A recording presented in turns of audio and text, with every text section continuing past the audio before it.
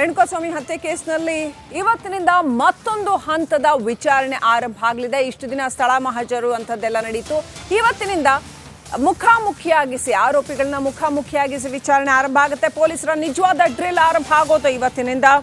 ಎಲ್ಲ ಆರೋಪಿಗಳನ್ನು ಮುಖಾಮುಖಿಯಾಗಿಸಿ ತನಿಖೆ ಮಾಡ್ತಾರೆ ಅಂತ ಹೇಳಲಾಗಿದೆ. ಆರೋಪಿಗಳು ನೀಡಿರೋ ಹೇಳಿಕೆಯನ್ನು ಆಧರಿಸಿ ವಿಚಾರಣೆ ಮಾಡಲಾಗುತ್ತೆ. ಸ್ಥಳ ಮಹಜರ್ನಲ್ಲಿ ಸಿಕ್ಕ ಸಾಕ್ಷ್ಯಗಳನ್ನು ಮುಂದಿಟ್ಕೊಂಡು ವಿಚಾರಣೆ ಮಾಡಲಾಗುತ್ತೆ. ಉದಾಹರಣೆಗೆ ನೋಡಿ, ಈ ಡೆಡ್ ಬಾಡಿ ಇಂಥ ಕಡೆ ಸಿಕ್ತು, ಇಲ್ಲಿ ತಂದು ಎಸೆದ್ರಿ ಅಂತ ಅವ್ರು ಒಪ್ಕೊಂಡಿದ್ದಾರೆ. ಮತ್ತು ಈ ಹತ್ಯೆ ನಡೆದಂಥ ಸಂದರ್ಭದಲ್ಲಿ ದರ್ಶನ್ ಅವರೇ ನೀವು ಇಲ್ಲೇ ಇದ್ರಿ, ಇದೇ ಸ್ಥಳದಲ್ಲಿ ಇದ್ರಿ, ನಿಮ್ಮ ಮೊಬೈಲ್ ಟವರ್ ಲೊಕೇಶನ್ ಅದನ್ನೇ ತೋರಿಸ್ತಾ ಇದೆ. ಹೀಗೆ ಬೇಕಾದಷ್ಟು ಸಾಕ್ಷ್ಯ ಸಂಗ್ರಹ ಏನಾಗಿದೆ ಅದರ ಆಧಾರದ ಮೇಲೆ ಆರೋಪಿಗಳಿಗೆ ಪ್ರಶ್ನೆ ಮಾಡ್ತಾ ಹೋಗ್ತಾರೆ. ಆಗ ಉತ್ತರ ಕೊಡೋದು ಕಷ್ಟ ಆಗುತ್ತೆ, ಸುಳ್ಳು ಹೇಳಿ ತಪ್ಪಿಸ್ಕೊಳ್ಳೋದಕ್ಕೆ ಬರೋದಿಲ್ಲ, ಅಥವಾ ಬೇರೆ ಏನು ಮಾಡೋಕ್ಕಾಗಲ್ಲ. ಪೊಲೀಸರ ಮತ್ತೊಂದು ಹಂತದ ವಿಚಾರಣೆ ಆರಂಭ ಆಗಲಿದೆ. ಇನ್ನು ಬಹಳ ಸುಲಭವಾಗಿ ಇದರಿಂದ ಯಾರು ಕೂಡ ತಪ್ಪಿಸ್ಕೊಳ್ಳೋಕ್ಕಾಗೋದಿಲ್ಲ. ಕಾನೂನು ಸಾಕಷ್ಟು ಬಿಗಿಯಾಗಿದೆ. ಅದ್ರ ಜೊತೆಗೆ ಇವತ್ತಿನಿಂದ ಪೊಲೀಸರ ಮತ್ತೊಂದು ಹಂತದ ವಿಚಾರಣೆ ಆರಂಭ ಆಗಲಿದೆ. ಬಹಳ ನೀಟಾಗಿ ಈ ಕೇಸ್ನಲ್ಲಿ ಸಾಕ್ಷ್ಯ ಸಂಗ್ರಹವನ್ನು ಮಾಡಿ ಅನಂತರ ಆರೋಪಿಗಳ ವಿಚಾರಣೆಯನ್ನು ಮಾಡ್ತಾ ಇರುವಂಥದ್ದು ಗೊತ್ತಾಗ್ತಾ ಇದೆ.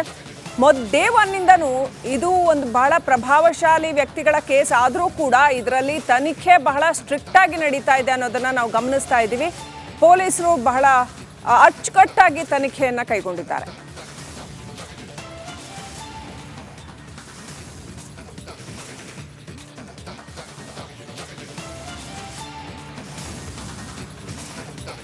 ಈ ಅನ್ನಪೂರ್ಣೇಶ್ವರಿ ಠಾಣೆ ಇದೆಯಲ್ಲ, ಒಂದು ಶಾಮಿಯಾನ ಹಾಕಿ ಏನು ಮದುವೆ ಮಾಡ್ತಿದ್ದಾರೆ, ಯಾರಿಗೆ ಮದುವೆ ಮಾಡ್ತಿದ್ದಾರೋ ಗೊತ್ತಿಲ್ಲ.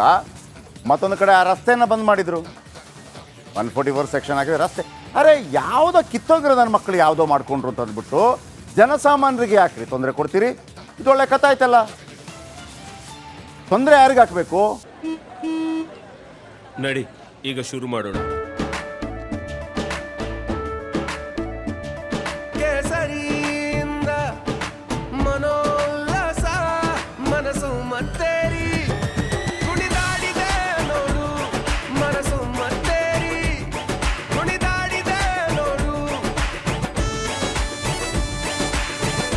ಕ್ಷಣ ಕ್ಷಣವೂ ಆಚರಿಸಿ ಕೇಸರಿ ಹಬ್ಬ.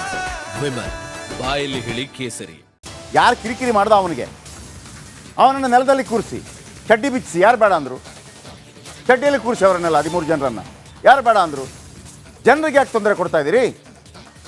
ಅವ್ರೇನು ತಪ್ಪು ಮಾಡಿದ್ದಾರೆ? ಅವರು ಯಾರನ್ನ ಕರ್ಕೊಂಬಂದು ತಲೆ ಹೊಡಿಬೇಕಿತ್ತಾ?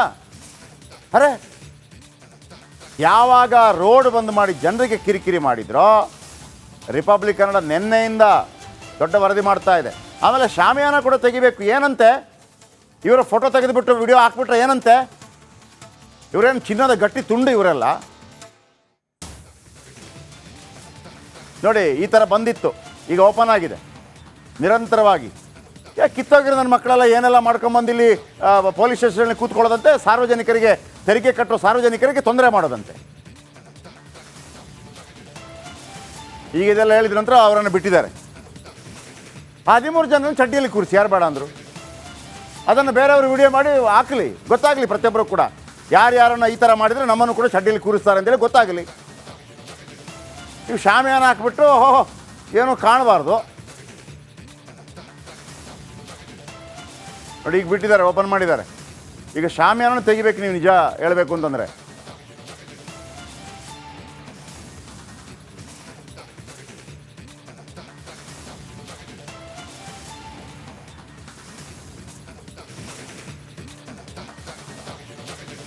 ನೋಡಿ ಸರ್, ಕಾನೂನು ವಿರೋಧಿ ಚಟುವಟಿಕೆ ಮಾಡಿದವರು ಯಾರು? ಈ 13-14 ಜನ. ಅವರನ್ನು ಪೊಲೀಸ್ ಸ್ಟೇಷನ್ಗೆ ತಂದಿದ್ದೀರಿ, ಶಿಕ್ಷೆ ಯಾರಿಗಾಗಬೇಕು? ಅವ್ರಿಗೆ ಅಲ್ವಾ? ಜನಸಾಮಾನ್ಯರಿಗೆ ಯಾಕೆ ಶಿಕ್ಷೆ ಕೊಡ್ತಾ ಇದ್ದೀರಿ? ನೀವು ಅಲ್ಲಿಂದ ಹೋಗಬೇಡಿ, ಅಲ್ಲಿಂದ ಹೋಗಿ. ಆಮೇಲೆ ಅವ್ರು ಹೋಗಿಲ್ಲ ಅಂದರೆ ತೆರಿಗೆ ಕಟ್ಟೋದು ಯಾರು ರೀ?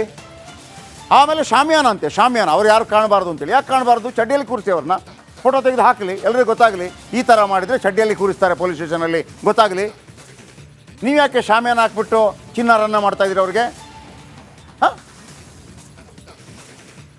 ಈಗ ನಾವು ನಿರಂತರವಾಗಿ ಸುದ್ದಿ ಪ್ರಸಾರ ಮಾಡಿದ ನಂತರ ರೋಡ್ ಬಿಟ್ಟಿದ್ದಾರೆ ಅಲ್ವಾ ಸರ್? ಈಗ ಅವ್ರು ಯಾರೋ ಕಿತ್ತೋಗಿರೋರೆಲ್ಲ ಪ್ರಾಬ್ಲಮ್ ಮಾಡ್ಕೊಂಡಿದ್ದಾರೆ ಅಂತಂದರೆ ಪ್ರಾಬ್ಲಮ್ ಅವ್ರಿಗಾಗಬೇಕು, ಜನಸಾಮಾನ್ಯರಿಗೆ ಯಾಕೆ ಆಗಬೇಕು? ಅವರು ನೇರವಾಗಿ ಬೆಳಗ್ಗೆ ಕೆಲಸಕ್ಕೆ ಹೋಗಿ ಬಿಸ್ನೆಸ್ಗೆ ಹೋಗಿ ಕೆಲಸ ಮಾಡಿ ತೆರಿಗೆ ಕಟ್ಟೋರು, ಜನರ ತೆರಿಗೆ ಕಟ್ಟೋರು. ಇಲ್ಲಿ ಬಿರಿಯಾನಿ ಎಲ್ಲ ತಂದು ಕೊಟ್ರಲ್ಲ, ಆ ದುಡ್ಡು ಇವ್ರದೇ. ಈಗ ಬಿಟ್ಟಿದ್ದಾರೆ, ಡಿ ಸಿ ಪಿ ಗಿರೀಶ್ ಹೇಳಿದಾರಂತೆ ಬಿಡಿ ಅಂತಂದ್ಬಿಟ್ಟು. ಆಮೇಲೆ ಡಿ ಸಿ ಪಿ ಗಿರೀಶ್ ಅವರೇ ನಿಮ್ಮ ಬಗ್ಗೆ ಎಲ್ಲ ನಮಗೆ ಭಾಳ ಅಭಿಮಾನ, ಗೌರವ. ನೀವು ರಾಜಕಾರಣಿಯ ಸಂಬಂಧಿ ಆಗಿರ್ಬೋದು, ಅದು ಹೇಳ್ಬಿಡ್ತೀನಿ ಬೇಕಿದ್ರೆ. ಆದರೆ ನಿಮ್ಮ ವೃತ್ತಿಯಲ್ಲಿ ಯಾವತ್ತೂ ಕೂಡ ನೀವು ಕಾಂಪ್ರಮೈಸ್ ಮಾಡಿದವರಲ್ಲ. ಯಾಕೆ ಶಾಮಿಯಾನ ಹಾಕಿಸ್ತೀರಿ? ಸಾಧಾರಣವಾಗಿ ಯಾರೋ ಒಬ್ಬ ಏನೋ ಪಿಕ್ ಪಾಕೆಟ್ ಎಲ್ಲ ಮಾಡಿದರೆ ನಾನು ಯಾವತ್ತೂ ಹೇಳ್ತಾ ಇರ್ತೀನಿ, ಬಂದು ಚಡ್ಡಿಯಲ್ಲಿ ಕೂರಿಸಲ್ವ ನೀವು ಪೊಲೀಸ್ ಸ್ಟೇಷನಲ್ಲಿ? ಇವರನ್ನು ಕೂರಿಸಿ. ಯಾಕೆ ಉಳಿದವರೆಲ್ಲ ಬಂದವರು ಮೊಬೈಲಲ್ಲಿ ಫೋಟೋ ತಗೊಳ್ಳಿ ಬಿಡಿ, ಹಾಕಲಿ ಫೇಸ್ಬುಕ್ಕಲ್ಲಿ ಮತ್ತೊಂದರಲ್ಲಿ. ನೀನು ಯಾಕೆ ಹಾಕಿದೆ ಅಂತೇಳಿ ಕೋರ್ಟ್ ಕೇಳಲ್ಲ ಅಲ್ವಾ? ಏನು ತಪ್ಪು ಮಾಡಿದವ್ರಿಗೆ ಶಿಕ್ಷೆಗಳಾಗತ್ತೆ, ತಪ್ಪೇನು? ರೈಟ್. ಒಂದು ಈಗ ರೋಡ್ ಬಿಟ್ಟಿದ್ದಾರೆ ನೋಡಿ, ಅಲ್ಲಿ ಸ್ಕೂಲ್ ಬಸ್ಸು ಮತ್ತೊಂದೆಲ್ಲ ಹೋಗ್ತಾ ಇದೆ. ಈ ಕಿತ್ತೋಗಿರೋರು ಏನೋ ಮಾಡಿಬಿಟ್ಟು ಪೊಲೀಸ್ ಸ್ಟೇಷನಲ್ಲಿ ಕೂತ್ರೆ ಇವರಿಗೆಲ್ಲ ತೊಂದರೆ ಆಗಬಾರ್ದು ಅಂತೇಳಿ ನೀವು ರೋಡನ್ನು ಯಾಕೆ ಬಂದ್ ಮಾಡ್ತೀರಿ ಅಂತ ನಾವು ಸುದ್ದಿ ಪ್ರಸಾರ ಮಾಡಿದ್ವಿ. ಈಗ DC ಗಿರೀಶ್ ಅದನ್ನು ಬಿಟ್ಟಿದ್ದಾರೆ. ಒಂದಾಯಿತು. ಎರಡನೇದು ಆ ಶಾಮಿಯಾನ ತೆಗೀರಿ, ಅವ್ರದ್ದು ಫೋಟೋ ತೆಗೀಲಿ, ಯಾರು ಬೇಕಿದ್ರೂ ತೆಗೀಲಿ, ಅಪ್ಲೋಡ್ ಮಾಡಲಿ. ಏನು ದೇಶಕ್ಕಾಗಿ ಹೋರಾಟದ ಸೈನಿಕರಿಗೆ ನಾವು ಅವಮಾನ ಮಾಡ್ತಾ ಇಲ್ಲ ತಾನೇ? ಇದ್ರ ಬಗ್ಗೆ ಮಾತಾಡಿದ್ದಾರೆ ಜನಗಳು, ಕೇಳಿಸ್ಕೊಟ್ಟು. ಡಿಪಾರ್ಟ್ಮೆಂಟ್ ಸಾಯಿಲಿ ನಮಗೆ ಯಾಕೆ ತೊಂದರೆ ಕೊಡ್ತಾರೆ ಇವರು? ಅವ್ನು ಹಿಡ್ಕೊಂಡು ಕೂಡ ಹಾಕೊಂಡು ಏನೋ ಮಾಡ್ಕೊಳ್ಳಿ, ನಮಗೇನು ಬೇಕಾಗಿದೆ? ನಮ್ಗೆ ಓಡಾಡೋಕ್ಕೆ ಜಾಗ ಬಿಟ್ಕೊಂಡು ಸಾಕು. ನಾವೆಲ್ಲ ಹೋಗ್ಬೇಕು. ಈಗ ಒಳ್ಳೆ ಕತೆ ಆಯ್ತಲ್ಲ, ರೋಡ್ ಇರೋದು ಒಂದು ಅಲ್ಲಿ ಬೆಟ್ಟ ಐತೆ, ರೋಡ್ ಇಲ್ಲ, ಎಲ್ಲೋಗ್ಬೇಕು? 3 ಕಿಲೋಮೀಟ್ರ್ ಹಂಗೆ ಹೋಗ್ಬೇಕು, ಹಿಂಗೆ ಹೋಗ್ಬೇಕು. ಯಾಕಿದು ಏಜಾದವ್ರು ನಾವು ಇಲ್ಲ ಎಲ್ಲ ಓಡಾಡೋಣ. ಇವ್ರು ಹಿಂಗೆ ಅಡ್ಡಾಕೊಂಡು ಕುತ್ಕೊಂಡ್ಬಿಟ್ರೆ ಎಲ್ಲ ಓಡಾಡ್ಬೇಕು ಹೇಳ್ರಿ. ಈ ಸರ್ಕಾರ ಮಾಡೋದು ಮಾನ ಮರಿದಿಲ್ಲ ನನ್ನ ಮಕ್ಕಳು. ಏನಾರ ಮಾಡ್ಕೊಳ್ರಿ, ಅವ್ರು ಕೊಲೆ ಮಾಡಲಿ, ಸಾಯಲಿ, ನಮಗೆ ಪಬ್ಲಿಕ್ ಹೋಗಿ ಜಾಗ ಬಿಡಲಿ, ನಮಗೇನು ಅವ್ರು ಕಟ್ಕೊಂಡು ಸಾರ್ವಜನಿಕರು ಯಾಕೆ ತೊಂದರೆ ಕೊಡ್ತಾರೆ? ರೋಡ್ನ ಬ್ಲಾಕ್ ಮಾಡಿ ನಮಗೆ ತೊಂದರೆ ಕೊಡ್ತಾ ಇದ್ದಾರೆ. ಅವರು ಅಕ್ಯೂಸ್ನ ಪ್ರೊಟೆಕ್ಟ್ ಮಾಡೋದಿದ್ರೆ ಒಳಗಡೆ ಮಾಡಲಿ, ನಮಗೆ ತೊಂದರೆ ಕೊಡೋಂಗಿಲ್ಲ.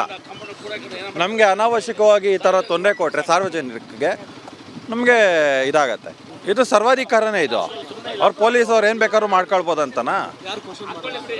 ಯಾರು ಕ್ವಶನ್ ಮಾಡಲ್ಲ ಅನ್ನೋದೇ ಅರ್ಥ. ಇದು ಅವ್ರು ತೆಗೀರಿ ಅಂದರೆ ಇಲ್ಲ ತೆಗಿಯಲ್ಲ ಅಂತಾರೆ, ಏನು ಅರ್ಥ? ಸ್ಕೂಲ್ ಮಕ್ಕಳಿಗೆ ಸ್ಕೂಲ್ ವ್ಯಾನು ಎಲ್ಲದಕ್ಕೂ ಇವರು ಅಡ್ಡ ಹಾಕೊಂಡು ಬಿಡಲ್ಲ ಅಂದರೆ ಏನು ಮಾಡೋದು? ಇವಾಗ ಎಲ್ಲರಿಗೂ ಇಲ್ಲಿಂದ 2.5 ಕಿಲೋಮೀಟ್ರ್ ಆಗತ್ತೆ, ಇಲ್ಲಿಂದ ಒಂದು 500 ಮೀಟ್ರಿಗೆ. ಒಂದ್ ಕಡೆ ಸಾರ್ವಜನಿಕರು ಇಷ್ಟೆಲ್ಲ ಆಕ್ರೋಶವನ್ನು ವ್ಯಕ್ತಪಡಿಸ್ತಾ ಇದ್ರೆ, ಮತ್ತೊಂದ್ ಕಡೆ ಗೃಹ ಸಚಿವ ಡಾಕ್ಟರ್ ಜಿ ಪರಮೇಶ್ವರ್ ಏನ್ ಹೇಳ್ತಾರೆ ಅಂದ್ರೆ, ನಾನು ಹೇಳ್ತೀನಿ ಸಾರ್ವಜನಿಕರಿಗೆ ಸ್ವಲ್ಪ ಅಡ್ಜಸ್ಟ್ ಮಾಡ್ಕೊಳಕ್ ಹೇಳ್ತೀನಿ ಅನ್ನುವಂಥ ಅರ್ಥದಲ್ಲಿ ಮಾತನಾಡ್ತಾರೆ. ಸಾರ್ವಜನಿಕರಿಗೆ ಸಹಕರಿಸಿ ಅಂತ ರಿಕ್ವೆಸ್ಟ್ ಮಾಡ್ಕೊಳ್ತೀವಿ ಅಂತ ಹೇಳ್ತಾರೆ. ದರ್ಶನ್ಗೆ ವಿಶೇಷ ಆತಿಥ್ಯ ಏನೂ ನೀಡಿಲ್ಲ, ಬಿರಿಯಾನಿ ಸಿಗರೇಟ್ ಯಾವುದನ್ನು ಕೊಟ್ಟಿಲ್ಲ ಅಂತ ಗೃಹ ಸಚಿವ ಡಾಕ್ಟರ್ ಜಿ ಪರಮೇಶ್ವರ್ ಹೇಳಿಕೆ ಕೊಟ್ಟಿದ್ದಾರೆ. ಯಾಕ್ರಿ ಈಗ